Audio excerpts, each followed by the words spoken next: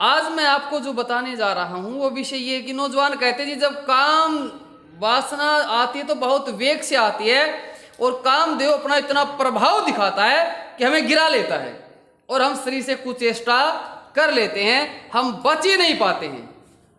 तो इससे कैसे बचें, इस पर हम विचार करेंगे। देखो, जब काम वासना आती है, काम वासना अपना प्रभाव दिखाती है, कामदेव अपना प्रभाव दिखाता, हमें पता तो लग जाता है कि अब कामदेव ने अपना प्रभाव दिखाना शुरू कर दिया। हमें हिंट तो मिल जाते हैं, वो हमें अलर्ट तो करता है, भाई मैं आ गया हूं। अलर्ट तो करता है ना, हमें सचेत सावधान तो करता है, भाई मैं आ गया हूं, अब देख लेना। तो इससे कैसे बचे, इस बात को आपने समझना है। दो व्यक्ति हैं, दो व्यक्ति में लड़ाई झगड़ा हो जाता है और लड़ाई झगड़ा हो जाता है तो वो देखता है कि जो, फिर कुछ समय बाद उसे देखता है कि वो मेरा जो शत्रु है वो पूरे बल के साथ आ रहा है।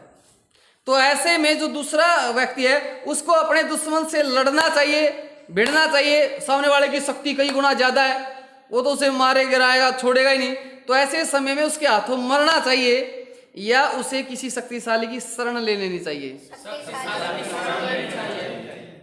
भिड़ना उस समय, मरना तो कोरी मूर्खता है। और जब अपनी शक्ति बढ़ जाए फिर उस दुश्मन को ललकार देना चाहिए। जब आपके पास कामदेव आ गया है, कामदेव ने अपनी शक्ति, अपना प्रभाव दिखा दिया है, वो तुम पर भारी पड़ रहा है, तो ऐसे समय में आप क्या करें, आप कामदेव से पीछे हट करके तुरंत किसी शक्तिशाली की शरण ले लें। अब शक्तिशाली की शरण किसकी लें? या तो अपने घर में कोई बड़ा बुजुर्ग है उसके पास बैठ जाएं, कोई ब्रह्मचारी है ब्रह्मचारी के पास चले जाएं। ब्रह्मचारी के पास नहीं तो मैं तो गुरुकुल में रहता हूं, मेरे पास आ जाओ, मेरे कक्ष में आ जाओ, मेरे साथ बातचीत करो। और मान लीजिए गुरुकुल में नहीं है, फिर क्या करें? गुरुकुल में नहीं है तो घर में है तो कोई ना कोई पुस्तक उठाओ, क्रांतिकारी की या कोई ऋषि ग्रंथ उठाओ, उसको पढ़ना शुरू कर दिया।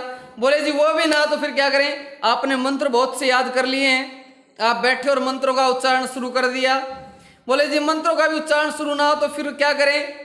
फिर आप परमात्मा का बैठे और परमात्मा के ध्यान से परमात्मा से जुड़ जाएं कि हे परमपिता परमात्मा मेरी रक्षा करो। आपके पास इतनी चीजें हैं, आपके पास परमपिता परमात्मा है, आपके पास मंत्र है, मंत्रों का उच्चारण शुरू कर दो। आपके पास कोई अच्छी पुस्तक है, उसका स्वाध्याय शुरू कर दो। आप किसी अच्छे व्यक्ति की शरण में चले जाओ, उसके पास चले जाओ। तो ऐसे में बताओ कामदेव की कुछ चलेगी? बोलो नहीं। अरे कामदेव अपना प्रभाव जमा सकता है क्या? नहीं जमा सकता। तो इसलिए उसके लिए और सबसे अच्छा वातावरण गुरुकुल के तो क्या कहने हैं हम पर। तो यहाँ तो कामदेव की देखने तक की हिम्मत नहीं है, आपने थोड़ा सा अलर्ट रहने की जरूरत है, बस दुश्मन में दम ही नहीं है कुछ भी। तो यहाँ पर तो ब्रह्मचर्य वैसे ही आसान है। तो आप सबका अच्छा चल रहा है ना ब्रह्मचर्य? तो भाई ये अपने गुरुकुल कुंभा खेड़ा बरवाड़ा हिसार में हमने जो ब्रह्मचर्य रक्षा शिविर चलाया हुआ है, ये निरंतर चल रहा है। तो इसमें अनेकों नौजवान आए हुए हैं, बढ़िया ब्रह्मचारी हैं। तो इनसे भी चलो मैं तुम्हें थोड़ा सा परिचय करवाता हूँ, इनका भी तुम्हें चेहरा दिखाता हूँ। कुछ ऐसे हैं जो वीडियो में नहीं आना चाहते हैं क्योंकि कुछ कारण है, क्योंकि घर वाले गुरुकुल में आने तो देते ही नहीं। अरे बच्चे अच्छे हैं, बड़े संस्कारी हैं, अपनी दिनचर्या ठीक करना चाहते हैं। तो कुछ तो ऐसे आए हुए हैं थोड़े से घर वालों से इधर उधर होके, और कुछ ऐसे बच्चे बड़े सौभाग्यशाली हैं जिनके माता पिता ने यहाँ भेज रखे हैं कि बेटा जाओ गुरुकुल में कुछ सीख के आओ। तो यहाँ सभी तरह के बच्चे हैं। तो यहाँ कुछ ही हैं, वैसे तो संख्या हमारी लगभग वर्तमान में 75-80 के आसपास है, लेकिन फिलहाल कुछ ही हैं। कुछ कार्य में भी लगे हुए हैं, कुछ भोजन में हैं, तो कुछ यहाँ बैठे हैं। चले आइए इनसे भी आपका परिचय करवा देता हूँ। और आप भी कुछ बताओगे भाई, कैसा कुछ लगा यहाँ गुरुकुल में, कैसा लगा? कोई बताना चाहता है? चलो इनके विचार भी रखवाते हैं।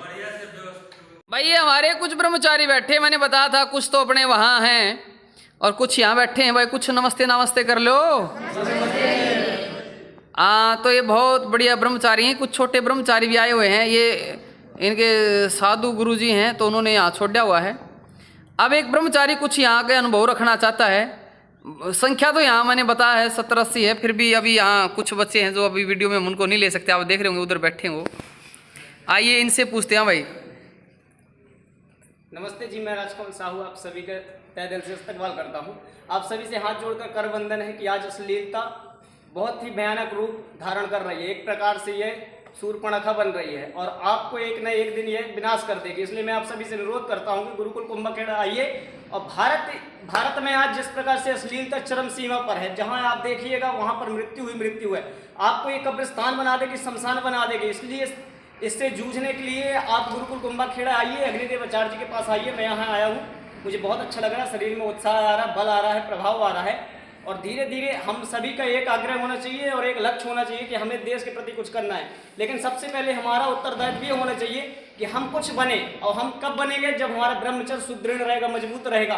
क्योंकि एक हिमालय, एक अट्टालिका, एक इमारत गिर जाती है यदि उसकी बुनियाद में मजबूती नहीं रहती। इसलिए मैं सभी से कहना चाहता हूँ, माता पिता को तो छोड़िए, माता पिता तो यही चाहते हैं कि आप विवाह कर ले, एक सुंदर सी लड़की ले आए, 15-20 हज़ार रुपये कमा ले। लेकिन क्या, जब आपका जीवन मृत्यु बन जाएगा तब आप क्या करेंगे?